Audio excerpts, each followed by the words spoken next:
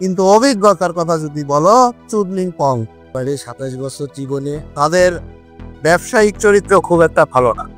Hello beautiful people, আশা করছি যে যেখান থেকে দেখছেন সবাই সুস্থ আছেন, ভালো আছেন। অনেকদিন পর আমার আরও একটি ট্রাভেল ব্লগ শেয়ার করছি আপনাদের সাথে। আজ আপনাদের নিয়ে যাব বরিশাল শহর থেকে 120 কিলোমিটার দক্ষিণে সাগরকন্যায়।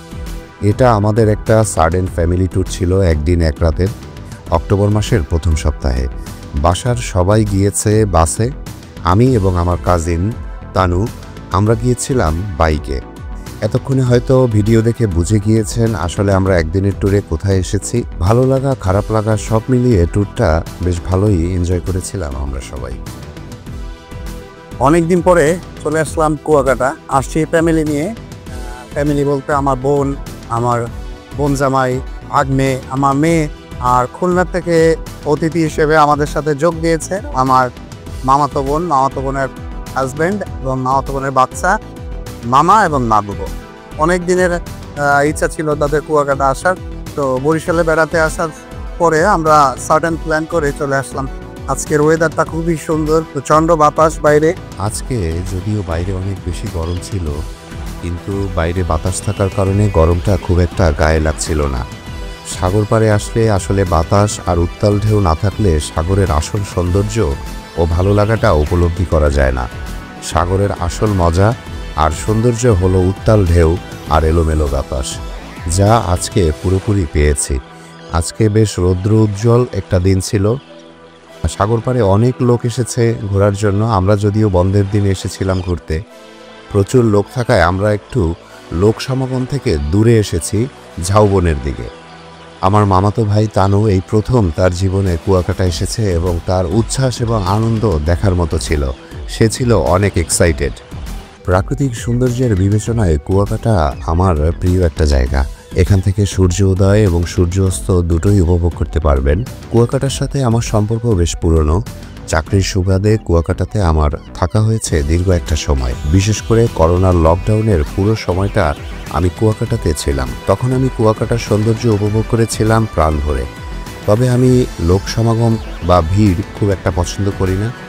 বিশেষ করে ছুটির দিনগুলোতে এখানে এত বেশি ভিড় থাকে যা বলার বাইরে। যারা কোলাহল পছন্দ করেন না বা ভিড় পছন্দ করেন না, আমার মতো শান্তিপ্রিয় এবং প্রকৃতিপ্রিয় মানুষ, তাদের জন্য সাজেশন থাকবে আপনি ছুটির দিনগুলো বাদে এখানে সময় নিয়ে বেড়াতে আসবেন।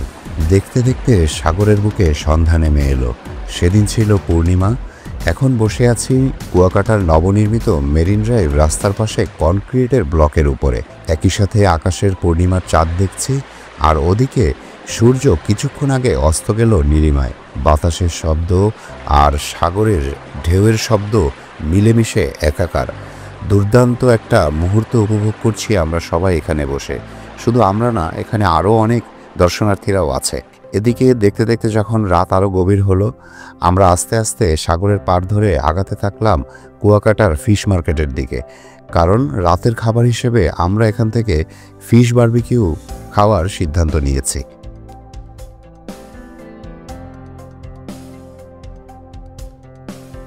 এই যে আমাদের রাজামশাইয়ের নবাবী ডিম। নবাব এখন বইছে গাড়ির উপরে বইছে। মোরে একটু চাইলাম কিন্তু দিল না, কি সর হইবে না। আবার আওয়াজও করে আমাদের নবাব।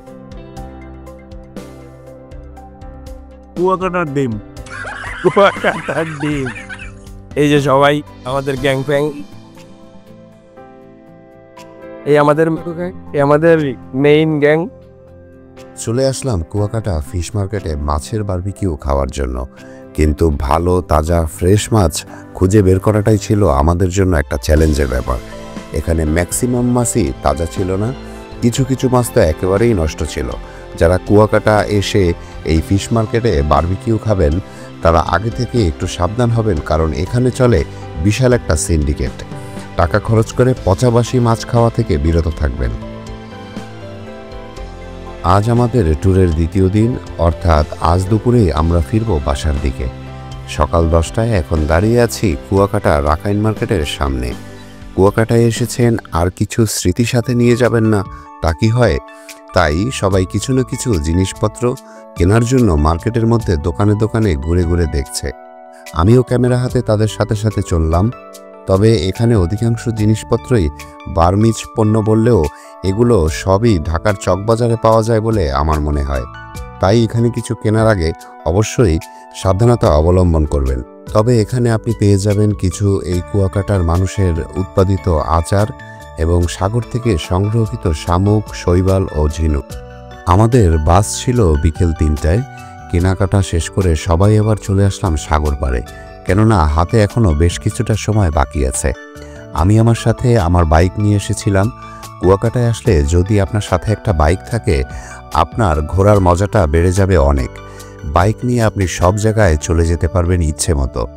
যদিও কুয়াকাটায় বাইক ভাড়া পাওয়া যায়, কিন্তু সেই বাইক ভাড়া করার জন্য আপনাকে গুনতে হবে মাত্রা অতিরিক্ত টাকা। কুয়াকাটায় সব জিনিসের দাম অনেক বেশি। এখন আছি ঝাউবনে। ঝাউবন জায়গাটা আমার খুবই প্রিয়। এখানে গাছের সাথে হ্যামক টানানো আছে। আপনি চাইলে এই হ্যামক ভাড়া নিয়ে দোল খেতে খেতে সাগরের সৌন্দর্য উপভোগ করতে পারবেন। খুব সুন্দর এই জায়গাটা। ভাইয়া, সবাই নিয়ে যে বেড়াইতে আসলেন এত সুন্দর একটা জায়গায়, আপনার অনুভূতিটা একটু বলেন এবং অভিজ্ঞতা পরে বলতেছি। অনুভূতি খুব সুন্দর। কুয়াকাটা খুব সুন্দর একটা জায়গা, প্রাকৃতিক সৌন্দর্যে ভরপুর। সাগরে আসলে কার মন খারাপ থাকে? সবার মন ভালো হয় সাগরের পরে আসলে।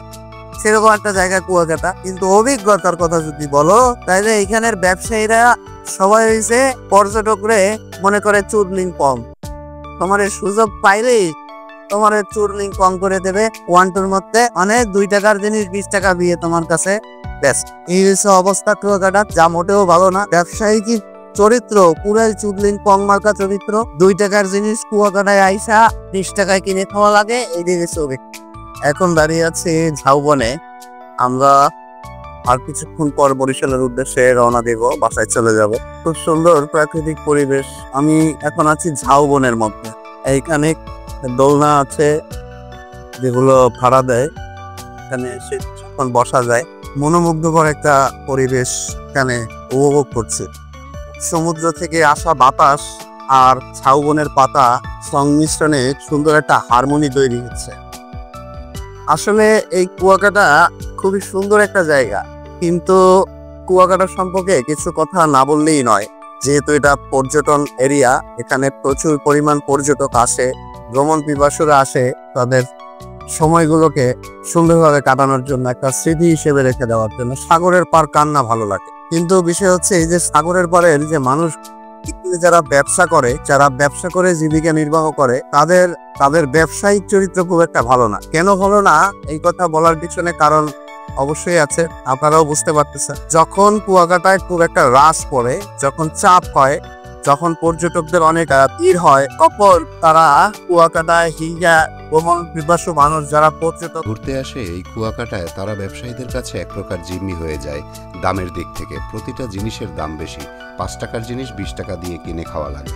2000 টাকার হোটেলের রুম তখন হয়ে যায় 5000 টাকা।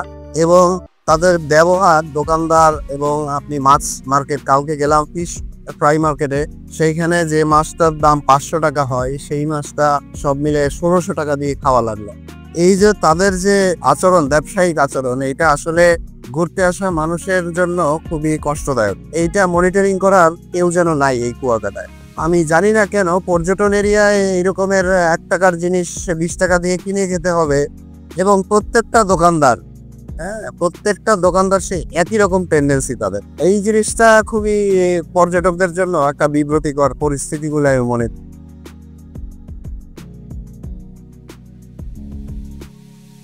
আমরা এখন দাঁড়ায় আছি কলাপাড়া ব্রিজে।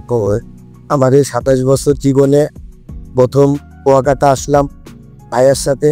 আমি এখন ফিরে যাব আবার বরিশাল, আমিও চলে যাব খুলনা। মজা করলাম সবাই একসাথে। অনেক কষ্ট হচ্ছে, জানি না কিভাবে বলবো, প্রচুর কষ্ট হচ্ছে, জানি না আবার কবে আসতে পারবো আবার একসাথে। আমাদের লালা ভাই প্রথম কুয়াকাটা আসছে। এটা আমাদের একটা ফ্যামিলি ট্যুর ছিল। ফ্যামিলি ট্যুর শেষ করে ফিরে যাচ্ছি, এখন কলাপাড়া ব্রিজের উপরে দাঁড়ানো। আমি যখন ছুটিতে কোথাও ঘুরতে যাই, আমার ছুটিগুলো কেমন যেন চোখের পলকে শেষ হয়ে যায়। যখন ফিরে আসি তখন অনেক মন খারাপ হয়। বন্ধুরা, এমনটা কি আপনাদের সাথেও হয়? তা কিন্তু কমেন্টে জানাবেন। বন্ধুরা, যদি আমার ট্রাভেল ভ্লগগুলো আপনাদের ভালো লেগে থাকে তাহলে অবশ্যই তা কমেন্ট করে আমাকে জানাবেন। লাইক, শেয়ার, ফলো, সাবস্ক্রাইব করে পাশে থাকবেন। যদি কোনো সাজেশন থাকে তা আমাকে নির্দ্বিধায় জানাবেন প্লিজ। দেখতে দেখতে চলে আসলাম ভিডিওর শেষাংশে। আর কিছুক্ষণের মধ্যেই সন্ধ্যা নামবে। পায়রা সেতু পার হয়ে যাচ্ছি বাসার দিকে। বন্ধুরা, চলতে চলতে পথে আবার দেখা হবে আপনাদের সাথে নতুন কোনো জায়গায় বা পুরনো কোনো রাস্তার মোড়ে।